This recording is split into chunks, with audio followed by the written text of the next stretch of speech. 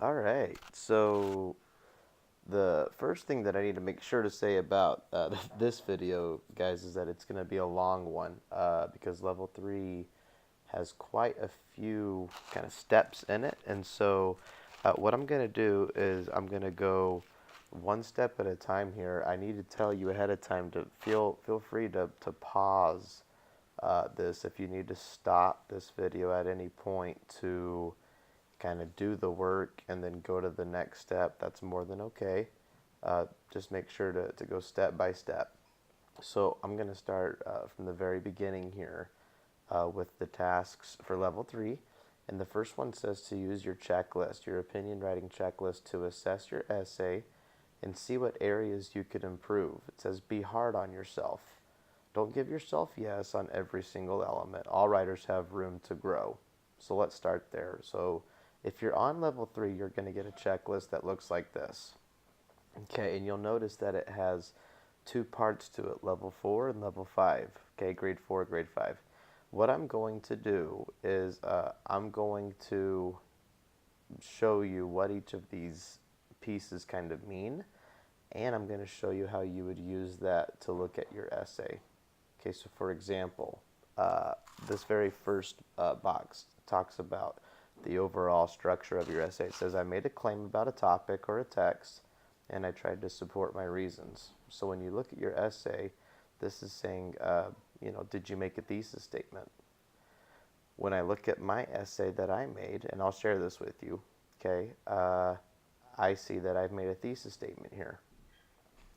So I'm going to look back at my checklist and say, okay, I made a claim about a topic. Okay, I would say, and tried to support my reasons, I would say that I did that. So I would maybe give myself a yes for that. I'm going to also, though, look at grade 5. It says I made a claim or thesis on a topic or a text. I supported it with reasons and provided a variety of evidence for each reason.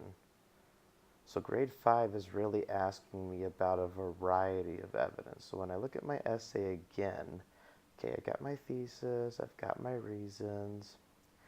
Did I give a variety of evidence? That means, do I have a mix of both facts and stories? And when I look at my essay, I think I have probably more mini stories than I do facts in this essay right now. And so I'm probably going to say for grade 5 that I'm starting to, but I'm not quite there yet. Okay? And so I'm actually going to add a goal for myself that under grade 5, because this is talking about grade 5, I'm just going to put variety of evidence. And what that means is I'm essentially trying to say that I'm going to add different kinds of evidence throughout my essay, not just stories, not just facts. I'm going to try to add a little bit of both. Okay? The second box talks about my introduction or my lead. So I wrote a few sentences to hook my readers, maybe by asking a question, explaining why the topic mattered, telling a surprising fact, or giving background information. And I stated my claim. So this means I'm talking about, do I have an introduction that tries to engage my reader? I think so. I used a phrase, I've got my thesis, and I've got my reasons in there. So I would maybe give myself a yes. Again, I'm going to also look at grade 5. Okay, I wrote an introduction that led to a claim or thesis and got my readers to care about my opinion. I got my readers to care by not only including a cool fact or jazzy question, but also figuring out was significant in or around the topic and giving readers information about what was significant about the topic. Okay, that's a lot. What this is basically saying, though, is did I get my readers to care about my opinion? I can tell you right away that I did not really write anything to get my readers to care about my opinion. So I'm going to give myself a starting to, and then again, I'm going to make a note in my goals that I need to get my readers to care in my introduction. Okay, so you'd be writing this in your goal sheet as you're filling out your checklist. The next question, or the next part, there's nothing here for grade 4, but for grade 5 it says, I work to find the precise words to state my claim. I let readers know the reasons I would develop later. So precise means that my reasons are very obvious. It's very obvious that people can see exactly what I'm trying to develop. I've got my phrase here, I've got my thesis. I think I've got a pretty concise list. I've got my reason 1, reason 2, and reason 3. So I think that this is pretty strong. I'm going to leave that alone. I'm going to move on to the next part of my list. The next part of my list is my transition words, using words such as, for example, another example, one time, okay? I'm trying to use different phrases or words to transition in between parts of my essay. You know what? I need to be honest with myself here.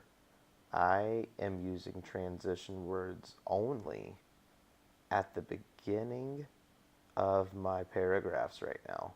So besides the beginning of my paragraphs, I don't have any other places where I'm using transition phrases.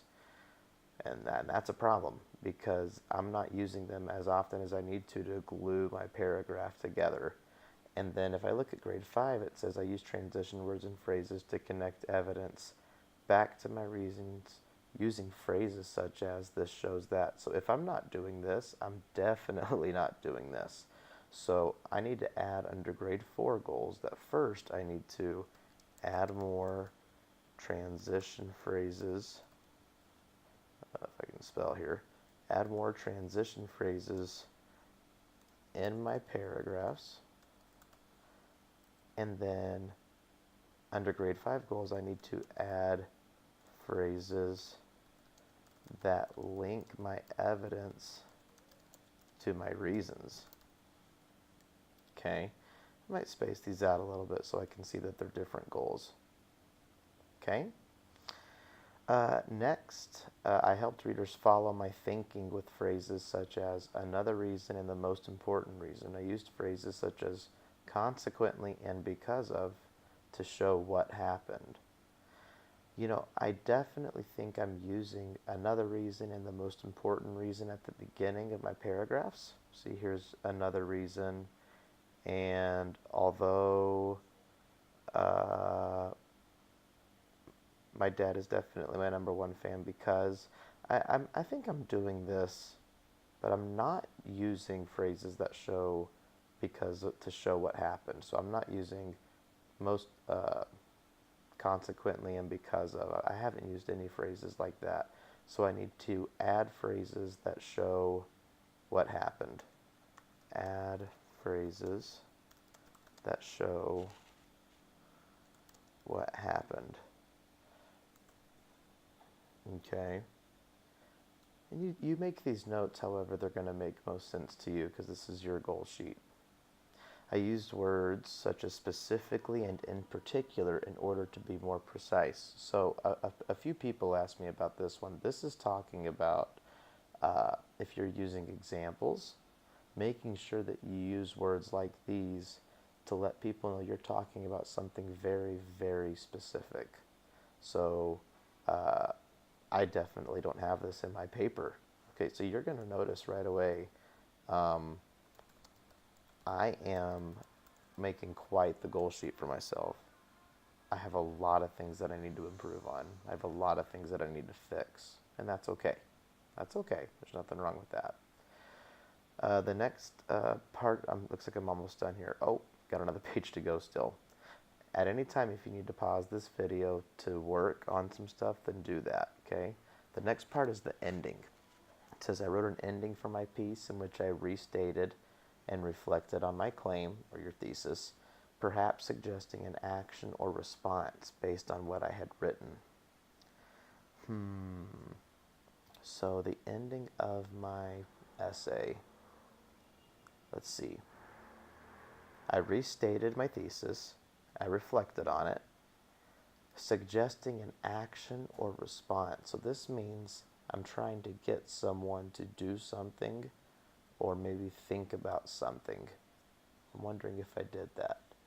You know what? It looks like I did because I asked this question at the end. Wouldn't it be great if we could all be as life-changing towards others as my dad has been towards me? This is an example of maybe getting people to respond to your essay. So if you leave your essay with saying like you should do this or you should think about this, then you've done this part. So I would say I'd give myself a yes. Again, though, I'm looking at grade 5 as well. Grade 5 says, I worked on a conclusion in which I connected back to and highlighted what the text was mainly about, not just the preceding paragraph. I worked on a conclusion in which I connected back to and highlighted what the whole essay was mainly about.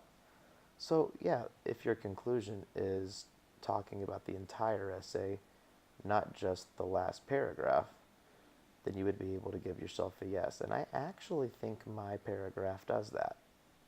I think my paragraph talks about the entire paper, not just my last paragraph. So I think I could give myself a yes there as well. I separated my paper into paragraphs, yes. I grouped information and related ideas into paragraphs. I put the parts of my writing in the order that most suited my purpose and helped me prove my reasons and claim. I also believe that I did that as well, so I'll give myself a yes there. The next part is elaboration, okay? I gave reasons to support my opinion. I chose the reasons to convince my readers. Uh-oh, I see a problem here. And I see a problem because I did choose some reasons, but I don't think I chose any reasons in my paper to try to convince my readers. I just picked reasons because they sounded good to me and they supported my thesis. So on my goal sheet, under grade 4, I need to add reasons, or maybe instead of saying add, I need to say reword my reasons, because I don't need to necessarily change them, but reword reasons to try to convince others. So I'm trying to persuade other people that they should believe what I'm saying. And then I gave reasons to support my opinion that were parallel and did not overlap. I put them in an order that I thought would be most convincing. What this is talking about is reasons that don't overlap. It means that you don't have two reasons that are similar. So when I look at the reasons that I have for my essay, he encouraged me to do my best at school, he cheered for me in sports, and he continues to show how proud he is of me. If I am honest with myself, I think that I might see a little bit of overlap between my first and second reason. And the reason for that is this is talking about my dad encouraging me, and this is talking about him cheering for me. And those are similar to each other. Those are very, very similar. So if it talks about overlap, it means that if it says that your reasons do not overlap, it means that your three reasons are three very different reasons.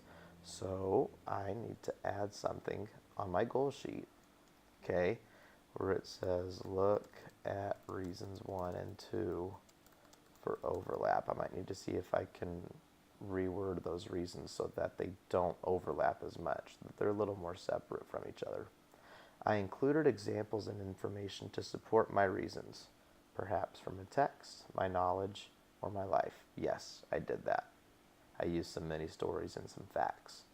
I included evidence such as facts, examples, quotations, micro stories, and information to support my claim.